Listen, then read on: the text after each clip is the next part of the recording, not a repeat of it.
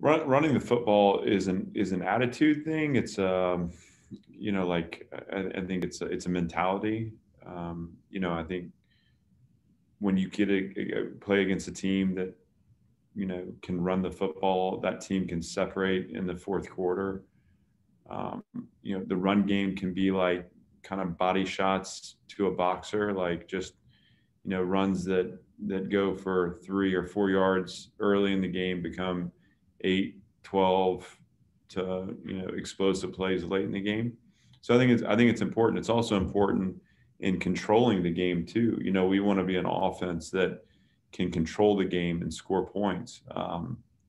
And so obviously the way you can control the game, you establish a physical run game that has the ability to keep the offense on schedule and that opens up then a passing game off the run action, right? Like, so there are complementary components to that too. So, we want to be able to run the ball. And I think when you go into the planning aspect of that, it's how are you creating matchups? Where are you running the football? How are you using formations, shifts of motions, and cadence changes to create imbalance for the defense and find the run game, right? It's not like we're just looking to run inside zone, you know, 20 to 30 times. We want to be creative in the way we craft the run game. And so it starts with the mindset. That's what we're trying to build now. I think it's important to controlling the game and to winning in the fourth quarter. We're going to be in tight games where a 4-minute drive can seal it for us. So in those moments where we need one first down to be able to kneel on the ball, can we get it in the run game, right? I mean, that's kind of the ins and outs. When you get into the red zone, the field space constricts, you better be able to run the football. And that could be, running the running back. It could be pulling the ball with the quarterback, but you better have a plan for it. So we're working on that now, but once we get into the specifics of planning, it's not just, again, running inside zone, over and over again. It's crafting a run game that's creative, that gives us a chance to run the matchups and win in that phase of the game. Your Notre Dame defenses were really good at stopping the run. I've found over the years that defensive-minded coaches tend to value an offensive run game a little more. Maybe it's a physicality, this sort of things. Do you find that that's the case? Do you think defensive guys maybe see the value more in running it? I don't know. I tend to stay away from, like, and maybe this is because my background. I think sometimes when we make generalizations about coaches, it just, I mean, everyone kind of sees the game unique to their perspective. For me, complementary football is really important. I don't think that that's unique to me as a coach that has a defensive background. I just think when you look at your offense, your defense, and your special teams, everything needs to click together. And again, controlling the game is what we're after here. And to control the game, you need to be able to keep your offense on schedule. You need to be able to convert third downs. You need to be able to avoid third down and keep rhythm in your drive. And you need to be able to score. We have to score touchdowns in the red zone. I mean, that's the formula. Um, you know, Obviously we want to open up explosive play. We want to get the ball down the field. But for us to do that, we're gonna start with a physical run game that's going to set up play action, that's going to open up opportunities once teams need to load the box, that we can push the ball down the field. Um, and part of it, I probably, as a defensive coach, the one thing I will say to you is that you're on the other side of it, so you're focusing on the things that you've had trouble defending, or the things that keep you up at night. And certainly in that sense, playing against teams that they can run the ball to win, that, again, in a fourth quarter where you've gone hard for three, and now you're in the fourth, and you've got a battered unit on the field, and you have a team that is moving you against your will. There's not a more helpless feeling. Hmm. I can bat the ball down at the line of scrimmage. I can, the elements may alter the passing game, right? But when you're getting moved against your will up front late in the game, and they're going 4 to 6 yards a pop, it's misery. And so you just want to have, you just want to have the confidence and the ability to do that at some level. And I know, again, for me, it's not so much that there's a specific run play that I have in mind. There's a specific scheme that we're going to do repeatedly. We have our identity on offense, but when it comes down to planning against each opponent, I think the design of the play will adjust based off where our matchups exist, where the best play exists for us. Thanks. Yeah. Michael Bratton, go ahead. Hey, Coach, can you hear me? Yep. Hey, first of all, Michael Bratton. I work for Saturday Down South, cover SEC football. Just want to say thanks for giving me this opportunity. But I got a question for you. So I've been paying attention to a lot of your press conferences, a lot of your radio interviews and whatnot. You seem like a really measured guy, put a lot of thought into a lot of the decisions you're making. And obviously heading into your first time as a head coach, coming into the fall, have you given any consideration into, this could be the first time where you're going to be the guy on the sidelines with making the final calls, whether it's 4th and short, do we go for it? Do we kick a field goal? Do we go for 2 late in the game? How are you preparing to handle those situations? And I mean, do you got anyone that's maybe running analytics that's going to help you on game day? Have you given any thought to that? I'm curious what your perspective on analytics, if you want to call it that. That's a great question, and I appreciate it. Absolutely. Look, being a defensive coordinator in college football anymore it's a complicated task. I mean, there's a lot, and there's constant pressure, and you're constantly reacting to elements within the game to change, a call, change a personnel grouping, force you to adjust. But the spotlight burns a little brighter now in the seat that I'm in. And that's something that I won't know completely what that's like until I've lived it, but I'm anticipating it and preparing myself accordingly. I will make mistakes, just like everyone does, but the sooner I adjust and adapt to that role, the more impactful our program can be. Analytics have become a part of our game, and that's something I'm interested in, putting our team in the best position to win. So we will be engaged in that, and that'll inform us, right? But I still need to make the final call.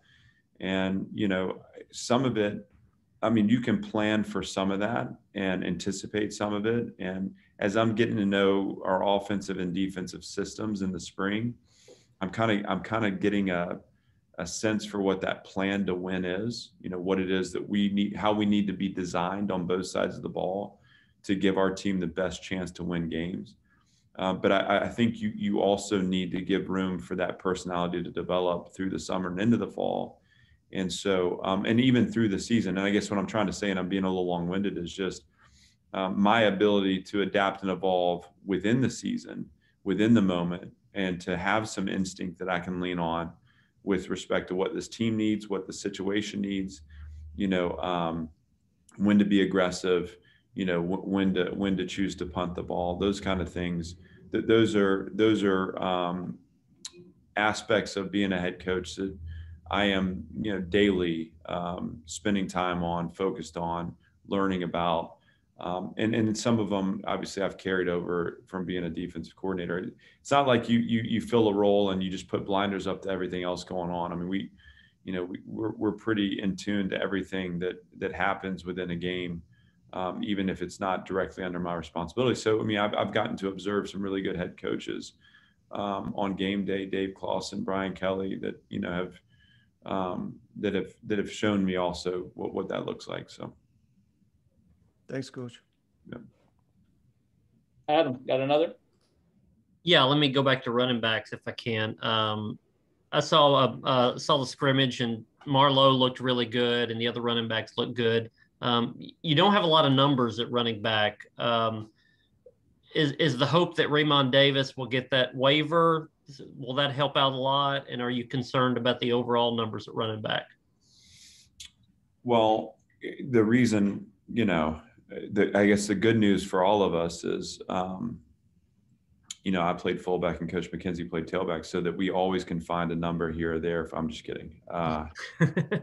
No, we obviously there are things that we control and things we don't. And right now, the numbers at that position we don't control. We have to do the best we can to develop the guys we have. We'll be adding to those numbers with incoming freshmen this summer, and we're developing those numbers through recruiting now in our efforts. And so that is what it is. What we want to do is make sure the guys that we're lining up with are prepared to play at a really high level. And I think success in that scrimmage is both indicative of guys that are bought into their guys that are good players, that are bought into their reads, their lines, their reactions, the attitude it takes to run the ball effectively. And also want to pay compliment to Coach McKenzie. I mean, I think he's done a fantastic job, pushing that group to another level, and will continue. And that's the sign of a great coach. We focus on the play call a lot, but the truth is a great coach is a developer, and these guys will benefit being around Coach McKenzie. Obviously this spring, but in the summer, fall camp. And the thing that gets exciting to me is just how this team can continue to transform, as we're still early in on this. And even in the fall, we'll be early in on it. These relationships are still developing, but how you see those relationships deepen, you see the understanding become a little more clean, and you see the reaction and anticipation on the field enhance. Like that's exciting to me too. So we'll make it work. Luke's done a great job stepping in too. And look, as a former fullback, there's nothing wrong with at times putting that guy, letting the big dog eat is what I told him today, is putting him back there and letting him get some carries. But we'll find a way. That's what this program's about. We'll line up with the guys we have that are healthy, and Coach McKenzie's going to get them prepared. The scheme will be set up, designed to let them have success. And they've done a great job of taking ownership on that end, and their end, and being prepared. And we will find a way. And you said a second ago, there's that helpless feeling, that misery when an offense is moving your defense physically. Was any flashbacks there? Did you ever think about when you felt that misery in a game specifically? I would have to go back probably to to early, kind of mid 2000s Stanford, right when Coach Harbaugh took over. They were so physical up front, and you knew they were going to run the ball, and they were just, again, they were moving you against your will. At times, when I was at Syracuse, I remember having that feeling too. Like, I think it was South Florida game in Tampa where just, it was a close game. It was like 7-6 at halftime or something. And then you come out of half thinking, all right, this is a tight game. We're going to find a way to win. And then, sometimes you just don't take into account the accumulation of snaps, the accumulation of physical play. And we talked about this today as a program. Just, there's really two games going on. There's a tactical, strategic, matchup-driven game, and that's what everyone wants to focus on, right? That's recruiting, that's the players, that's how you get the ball to a certain guy in a certain situation, whatever. And then there's the mental game, and the mental game really is played 365 days a year. I mean, you are constantly working on your mental capacity, and the mental game allows for this conditioning level, this mental and physical conditioning that we focused on as a team, that hopefully puts this team in position in the fourth quarter to have the ability to separate. I mean, that's the goal. So for us, as we look at just what we're going to do in terms of preparing this team, we want to capture that moment in the fourth quarter, where we're able to move the opponent against their will. We're able to separate as the snaps accumulate.